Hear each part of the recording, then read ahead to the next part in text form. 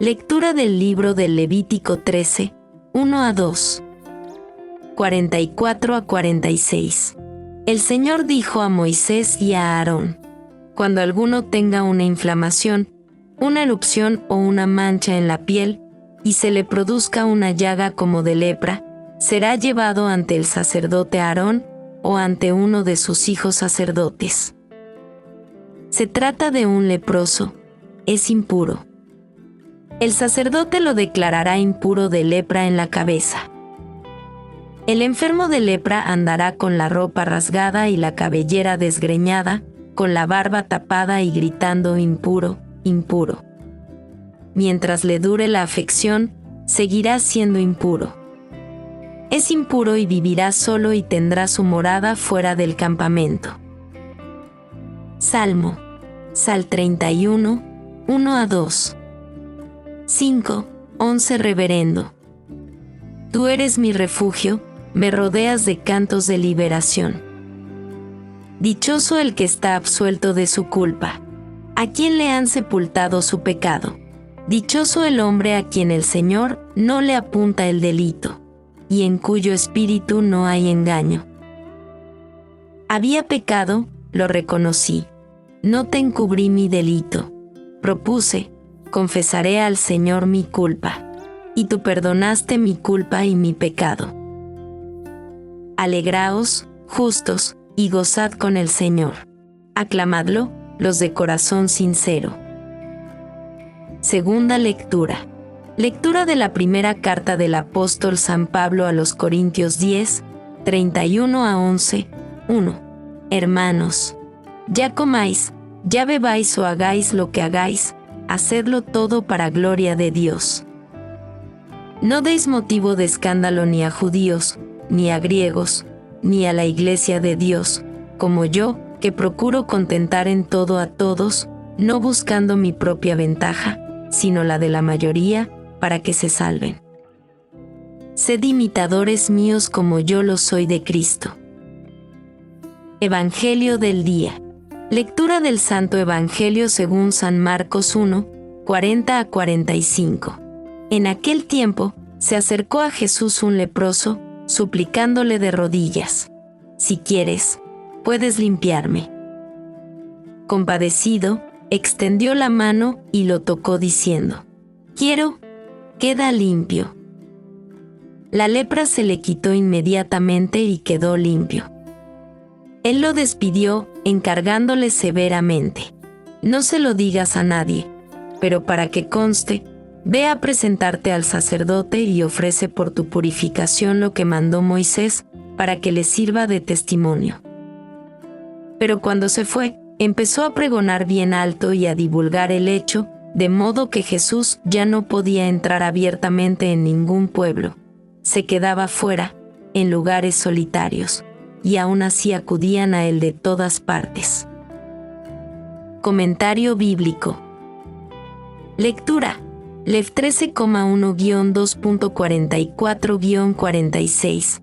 La lepra, entre higiene y maldición religiosa. Y 1. El sentido de la primera lectura.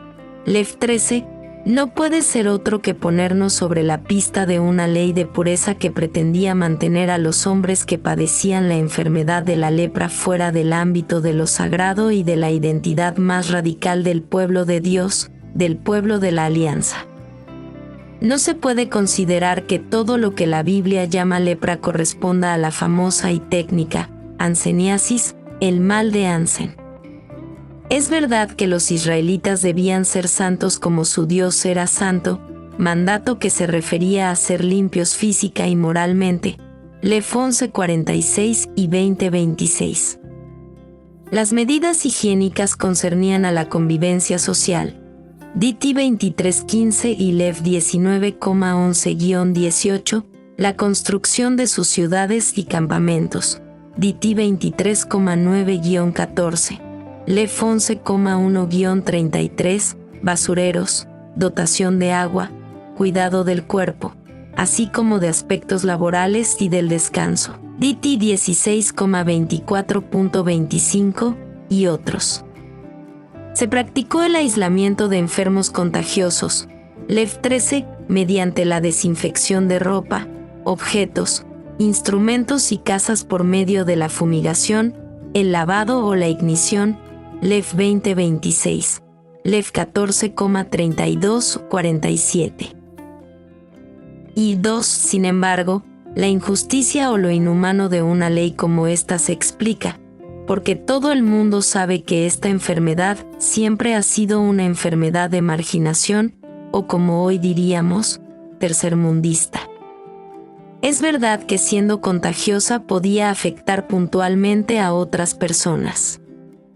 De hecho, en la Biblia tenemos el caso sintomático en Naamán el sirio, 2 Re 5,1-27, que quizás no era técnicamente lepra, al que se acerca el profeta Eliseo para mostrar que para Dios no hay distinción, en lo que se refiere a las miserias, entre los que pertenecen al pueblo de la alianza y los paganos.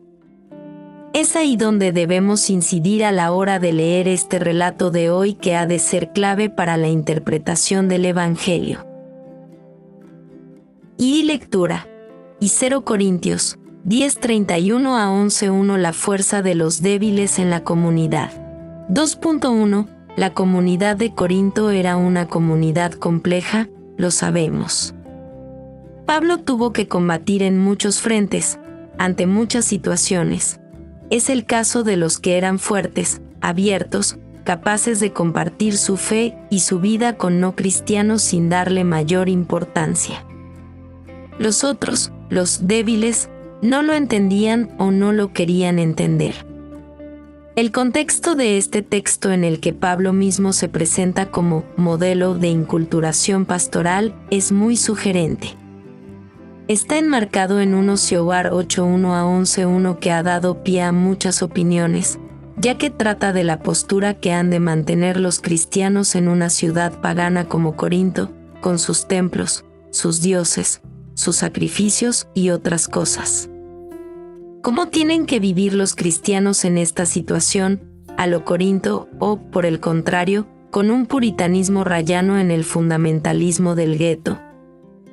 2.2 El texto de hoy insiste sobremanera en la actitud de Pablo de ser predicador del Evangelio. Frente a su mensaje liberador, no se entiende que los hombres estemos divididos y asustados por preconcepciones y actitudes que reflejan las divisiones de la sociedad. Esas divisiones que consagra este mundo no pueden mantenerse frente al Evangelio. Pablo sabe que hay débiles en la comunidad, pero se extraña, y mucho, que esos débiles luego sean fuertes para las cosas que no merecen la pena en lo que se refiere a lo religioso y a lo sagrado. La lectura más en sintonía es que muchas veces nos escandalizamos de cosas que afectan a lo sagrado, y nos mantenemos indiferentes frente a injusticias, envidias y frente a los pobres. Evangelio, Marcos 1,40-45 Liberar a los marginados, praxis del reino. 3.1 Es el último episodio de la praxis de la famosa jornada de Cafarnaún, antes de pasar a las disputas. MC 2:1-3:6. ¿Quieres ser como Él? No va más de todo aquello a lo que se atreve Jesús en su preocupación por los que sufren y están cargados de dolor, de miseria y de rechazo por una causa o por otra. En cierta manera es un milagro exótico, por lo que implica de que, quien fuera curado de una enfermedad como la lepra, tenía que presentarse al sacerdote para ser reintegrado a la comunidad de la alianza. Los leprosos son muertos vivientes, privados de toda vida de familia, de trabajo y de religión. El leproso cae de rodillas delante de Jesús, genipeteo. Es verdad que nos encontramos ante un hecho taumatúrgico sin discusión, pero es mucho más que eso. Incluso en razón de las exigencias del Lev 13-14, no basta con ser curado, sino que este hombre debe ir al sacerdote, es decir, al templo para que de nuevo recupere la identidad como miembro del pueblo elegido de Dios. Pero Jesús, con su acción, ya está haciendo posible todo ello, ha ido más allá de lo que le permitía la ley, se ha acercado a la miseria humana, la ha curado, pero sobre todo, la ha acogido. 3.2. El relato evangélico está planteado, con mucho acierto, al final de la actividad de Jesús en esa jornada de Cafarnaúm que nos ha venido ocupando los últimos domingos. La narración sigue un proceso liberador, en el que se ponen de manifiesto las actitudes de los hombres y los pensamientos de Dios. Un leproso, como ya hemos dicho, estaba excluido de la asamblea del pueblo de la alianza y debía presentarse al sacerdote, en el templo, en Jerusalén, el centro del judaísmo y de las clases poderosas. Aunque todo comenzara siendo una ley de sanidad, como en Israel todo se sacralizaba, se llegó a dogmatizar de tal manera que quien estaba afectado por ella era un maldito, pasando a ser una ley de santidad. Ya hemos dicho que esta es una enfermedad de pobres y marginados. Nadie, pues, se acercaba a ellos, su soledad, su angustia, sus posibilidades, ¿quién podía compartirlas? Es el momento de romper este círculo infernal. 3.3. Jesús, que trae el Evangelio, va a enfrentar a los hombres de su tiempo con todo lo que significa marginar a los pobres en nombre de Dios. Jesús se acerca a él, le toca, expresamente se dice que extendió la mano y le tocó, lo que implicaría que desde ese instante Jesús también quedaba bajo la ley sagrada de la contaminación, pero le cura y con una osadía inaudita, le envía al sacerdote, a los que representan lo sagrado y el poder, para que sea un testimonio contra ellos y contra todo lo que pueda hacer sacralizar las leyes sin corazón. El Evangelio es un escándalo y pone de manifiesto eso de que los pobres no se evangelizan. Dios, pues, se hace vulnerable. No encontramos, pues, ante la fuerza poderosa de un sistema que debe ser vencido por la debilidad del Evangelio. La lógica del sistema que está detrás de esa ley de santidad-sanidad es la de autoconservación hasta el punto de ser inexorable. Con esas realidades se encuentra Jesús en su vida y tiene que hacer opciones como las que aquí se muestran. La fuerza del Jesús taumaturgo o médico pasa a un segundo plano frente a su opción por los que viven día a día la miseria a que son reducidos todos los desgraciados. 3.4. En este relato de Marcos no es menos sugerente el mandato de Jesús de que no diga nada a nadie, y el poco caso que hace de ello el leproso curado. El secreto a voces lleva la intencionalidad de este evangelista, porque pretende poner de manifiesto que más importante que la aceptación por parte del sacerdote de su curación, es proclamar. Se usa, incluso, el verbo kerisein, que es propio del anuncio del Evangelio en el cristianismo primitivo, que ha sido Jesús, el profeta de Galilea, quien le ha llenado el alma y el corazón de gratitud y de acción de gracias a Dios. La ley, aquí, frente al Evangelio, también queda mal parada y, en cierta forma, anulada. Y si queremos, podemos ver que el leproso curado ni siquiera va al templo, al sacerdote.